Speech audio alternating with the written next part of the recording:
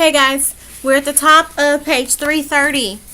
This is part 3 of Millionaire Miser. So, Raha sent a messenger. Soon came Saka, still pretending to be Sealshell, along with Nirmal and the children. The children stared wide-eyed at the two Sealshells, and Nirma nearly fainted. "Imposter!" screamed Sealshell. "Deceiver!" screamed Saka. "I cannot tell the difference between you," said the bewildered Raha. He turned to Nirmal. "Can you say which is the true Sealshell?" Nirmal looked at both men. "Your Majesty," she said, "may I ask them a question?" "Certainly," said Raha. Nirmal turned to Saka. "It is better to be generous to yourself, to your family, to your servants, or to your neighbors." "It is best to be generous to all," answered Saka. "When you're generous, others also grow generous, and everyone is wealthier." Then Nirma turned to Sealshell. "It is better to be generous to yourself, to your family, to your servants, or to your neighbors." "To none!" shrieked Sealshell. "It is a waste of wealth that can never be regained."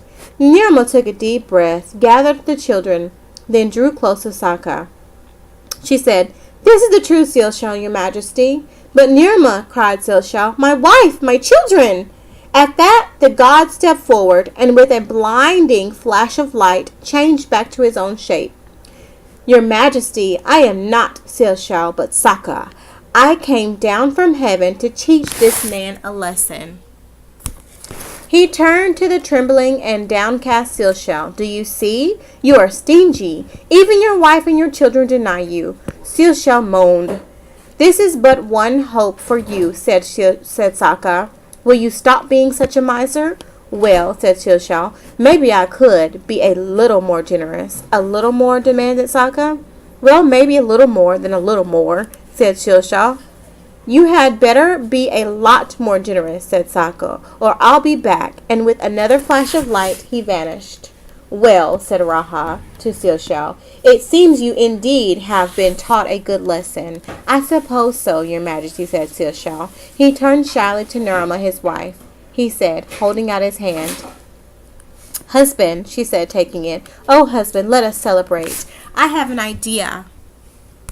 Let us make sweet rice dumplings for the entire town." Sealshell gasped in horror. His legs shook. He groaned and clenched his teeth. His face grew red, then purple. Then he squealed. "All right."